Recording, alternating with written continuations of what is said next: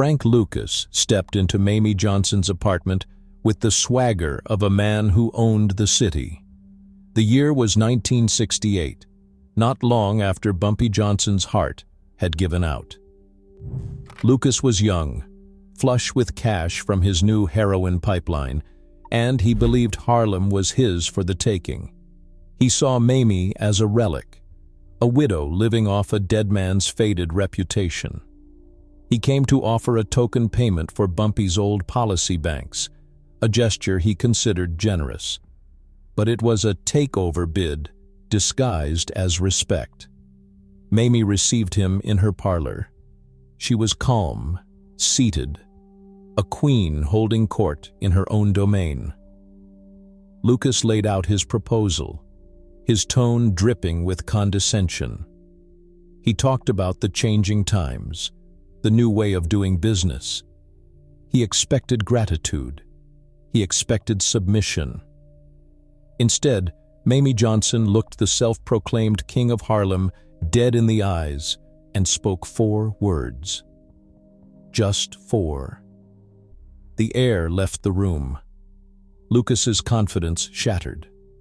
The power dynamic in Harlem shifted in that instant, and it had nothing to do with violence or money. It had to do with a legacy Frank Lucas could never buy. Those 4 words were Bumpy Johnson reaching from the grave. To understand why those 4 words hit with the force of a sledgehammer, you need to understand Frank Lucas's meteoric rise. He wasn't always a king. He started as a driver and bodyguard for Bumpy's old rival, Ellsworth "Bumpy" Johnson. Yes, they shared a nickname, a fact that always irritated the original. Lucas was ambitious. He watched Bumpy's operations, learned the streets, but he chafed under the old guard's rules. While Bumpy was serving time in Alcatraz in the 1950s, Lucas began building his own connections. His big break came with the Vietnam War. Lucas had a relative in the military, and he orchestrated a scheme that was as brilliant as it was ruthless. He began smuggling heroin directly from the Golden Triangle in Southeast Asia, using the coffins of dead American soldiers to ship the product. He cut out the middlemen in Italy and France, giving him a purer product at a fraction of the cost. He called it blue magic, and it flooded Harlem. By the time Bumpy Johnson died in 1968, Lucas was a multi-millionaire. He wore custom-tailored suits, drove a purple Rolls-Royce, and operated with a brazen arrogance Bumpy would have never tolerated. He bought a mansion in New Jersey, far from the streets he ruled. He held press conferences. He believed he was untouchable, a self-made success story. But here's the thing Lucas never understood. He saw Bumpy's death as a power vacuum. He didn't see it as the passing of an era governed by a code. He thought respect was something you bought with pure profit margins. He was about to learn it was something you earned through loyalty, something that couldn't be diluted or imported. Frank Lucas operated on one principle: money is power.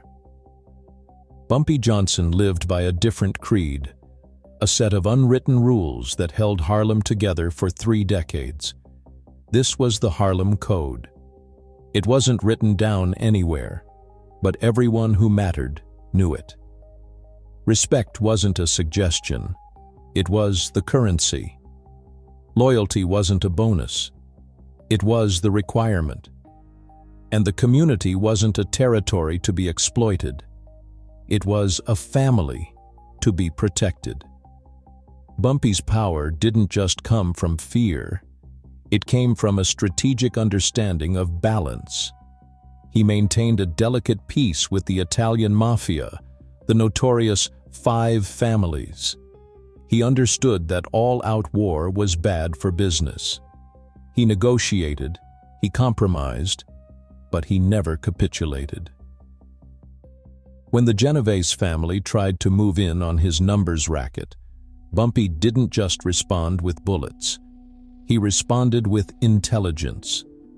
He knew who to pressure, which politicians to call, which favors to cash in.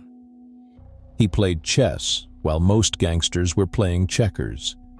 The code demanded that you took care of your own. Bumpy was known to pay rent for families facing eviction during the Depression. He ensured neighborhood kids had food and shoes. This wasn't just charity, it was strategic. It built an unbreakable wall of loyalty. The people of Harlem weren't just his customers, they were his intelligence network and his first line of defense. If you violated the code, if you were disloyal, if you brought indiscriminate violence to the community, if you disrespected the structure, Bumpy's response was swift, severe, and final. He made examples out of betrayers not just to punish them, but to remind everyone else of the price of breaking the rules. Frank Lucas saw this code as a weakness. He saw Bumpy's community investments as a distraction. Lucas's operation was lean, ruthless, and entirely profit-driven. He didn't build alliances. He eliminated competition. He didn't respect the old boundaries with the mafia. He undercut them. He was tearing apart the very fabric Bumpy had spent a lifetime weaving. And the ultimate disrespect, moving on Bumpy's widow, Mayme, believing the legacy died with the man. He was about to discover that the code, and the woman who helped write it, were very much alive. While Frank Lucas was building his empire on flash and fear, Mayme Johnson was doing what she had always done, watching. She wasn't just Bumpy's widow, she was his confidant, his strategist, the keeper of his secrets. For decades, she had sat in the same room while Bumpy made the deals that kept Harlem from burning. She knew where the bodies were buried, not just literally, but figuratively.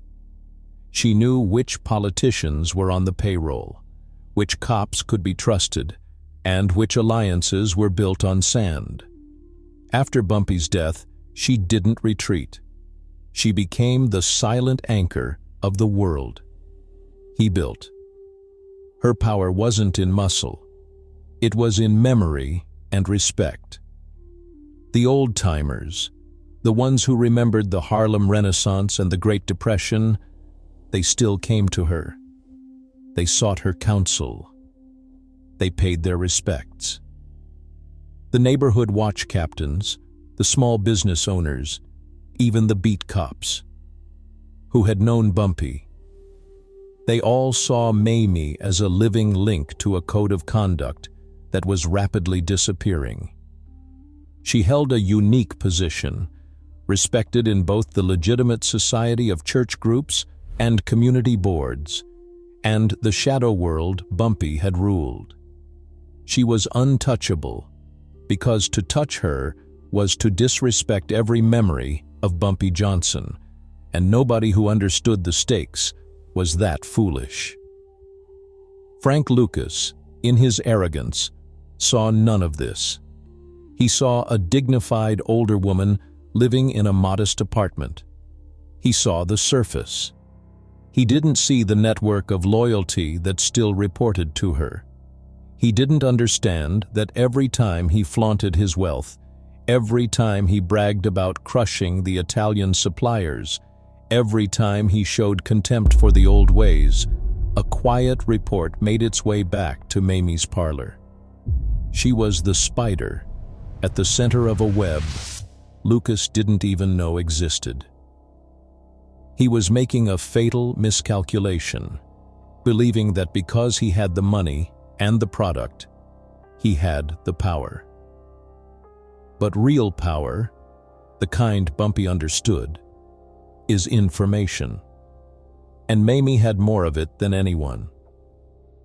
The breaking point wasn't one massive explosion. It was a series of smaller cuts, each one a deeper violation of the code Mayme was guarding. Lucas was publicly mocking Bumpy's legacy, calling his operation small time. He was poaching Bumpy's old lieutenants not with better offers, but with threats, dismantling the crew that had been built on loyalty. But the final unforgivable sin was what he did to the community. Bumpy's operation had been woven into the fabric of Harlem. It provided jobs. It kept a certain order. Lucas's heroin trade, his blue magic, was a plague. It was creating addicts in the very streets Bumpy had protected. It brought a new, desperate kind of violence. The community that had been Bumpy's shield was now being poisoned by his would-be successor. The specific incident that forced Mayme's hand was a story that came back to her from a trusted source. Lucas, emboldened by his success, had been holding court in a nightclub. He was surrounded by sycophants, holding a glass of expensive champagne, and he started talking about Bumpy Johnson. He didn't just criticize his business model, he mocked the man. He laughed about the heart attack that killed him, suggesting it was a weak man's way out. He implied that Bumpy's respect for the neighborhood, his code, was what had kept him from becoming truly rich. He said Bumpy died a local legend, but he, Frank Lucas, was building an empire. He was spitting on the grave. When that report reached Mayme, the decision was made. This was no longer about business. This was about honor. This was about defending the memory of the man she loved from a parasite who believed money erased history. The stakes were the soul of Harlem itself. If Lucas was allowed to rewrite the narrative, to paint Bumpy as a sentimental fool, then everything they had built, the respect, the loyalty, the code, would be erased. It would be replaced by a new brutal era, where the loudest and cruelest won. Mayme knew she couldn't send an enforcer. That was Lucas's language. She had to speak in Bumpy's language. She had to use the very legacy Lucas was mocking as her weapon. She sent a quiet, simple message.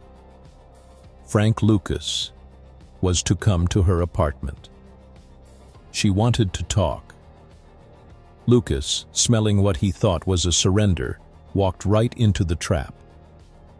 Frank Lucas arrived at Mayme's apartment, expecting a negotiation. He saw himself as the new power, coming to offer terms to the old regime. He probably rehearsed his lines in the car, planning to be magnanimous in his victory. He walked in with that same swagger, the king granting an audience. But the atmosphere in the parlor was different this time. It wasn't the home of a retired widow. It was a throne room. Mayme was seated, perfectly composed. She didn't offer him a drink. She didn't make small talk. She simply watched him, her gaze steady, and it immediately put Lucas on the back foot. The script he had written in his head was already falling apart. He started his pitch, the same one he'd no doubt given to others. He talked about consolidation, about efficiency. He mentioned the policy banks again, the numbers racket, framing it as him doing her a favor by taking them off her hands. He spoke about the future, his future. Mayme let him talk. She didn't interrupt. She gave him all the rope he needed. With every boastful word about his empire, every subtle dismissal of the old days, Lucas was digging his own grave. He was proving her point without her having to say a thing. He was showing her exactly the kind of man he was.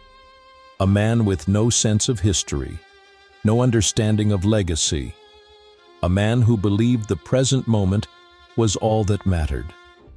Then, when he finally finished, expecting her to capitulate, Mayme spoke. Her voice was calm, low, and carried the weight of 30 years of Harlem history. She didn't argue with him. She didn't threaten him. She looked at him not as a rival, but as an ignorant child who needed a lesson. And she delivered the 4 words that changed everything. She said, "Bumpy was counting on you." The air in the room went dead still. Lucas's face, which had been a mask of arrogant confidence, just froze. The words didn't compute. They weren't a threat of violence. They weren't a counteroffer. They were a moral and strategic judgment that struck at the very core of his self-image. He had come in thinking he was the successor, the innovator, the man who had surpassed Bumpy Johnson. But in 4 words, Mayme reframed his entire narrative. She painted him not as a king, but as a disappointment. Not as a successor, but as a failure. The power didn't shift with a gun or a lawsuit. It shifted with a sentence. Lucas was left standing there, his entire worldview shattered, realizing that the game he thought he was winning was one he didn't even know how to play. To understand why those 4 words were a tactical masterpiece, you have to break them down. This wasn't just something Mayme made up on the spot. This was Bumpy's strategic genius, delivered through his most loyal lieutenant. Each word was a carefully chosen weapon. Start with the first word, Bumpy. By using his name, not my husband or Mr. Johnson, she immediately invoked his legend. She wasn't speaking as a grieving widow. She was speaking with the authority of his legacy. It was a reminder that his presence, his memory, was still the most powerful force in the room. It said, "This isn't about me versus you. This is about you versus everything he stood for." The second part was counting on, is where the real genius lies. This phrase does 2 things simultaneously, and both are devastating. First, it acknowledges Lucas's potential.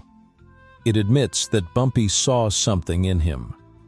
This wasn't a denial of his ambition. It was a condemnation of how he used it. By saying Bumpy was counting on him, Mayme instantly transformed Lucas's story of ruthless independence into a story of tragic betrayal. He wasn't a self-made man. He was a prodigal son who had squandered his inheritance. Second, and more importantly, counting on implies a plan. It suggests that Bumpy's vision for Harlem's future had a place for Frank Lucas. That Lucas's rise wasn't a brilliant surprise. It was an expected part of a larger strategy that Lucas was now ruining with his short-sighted greed. The final word, you, is the direct hit. It personalizes the failure completely. This wasn't about business. This was about character. It placed the entire weight of Bumpy's legacy, the code of Harlem, the broken trust, squarely on Frank Lucas's shoulders. He wasn't just a competitor. He was a personal letdown. In the world of the street, where reputation is everything, there is no worse accusation than being labeled disloyal, ungrateful, unworthy of the trust a legend placed in you. Together, these 4 words were an unbreakable trap. If Lucas argued, he'd look defensive, confirming his guilt. If he dismissed it, he'd look like a fool who didn't understand the values of the world he was trying to rule. There was no comeback. The words weaponized Bumpy's memory and used Lucas's own ambition against him. They reframed his entire empire not as a triumph, but as a failure of character. It was a checkmate delivered not with a bullet, but with a truth he couldn't escape. Mayme showed that the real power wasn't in controlling the drug trade. It was in controlling the narrative. and she had just written Lucas's obituary as a leader. Frank Lucas didn't say another word. He turned, walked out of Mayme Johnson's apartment, and the braggart who had entered was gone. The lesson had been delivered, and it stuck. Overnight, his public behavior changed. The boasts about surpassing Bumpy stopped. The dismissive comments about the old ways vanished. He still ran his operation. He was still the heroin kingpin. But he began to show a new, cautious respect for the structures Bumpy had built. He was careful not to directly challenge the remaining old guard. He understood that there were lines even he couldn't cross without facing a consequence far worse than a bullet: complete and total irrelevance.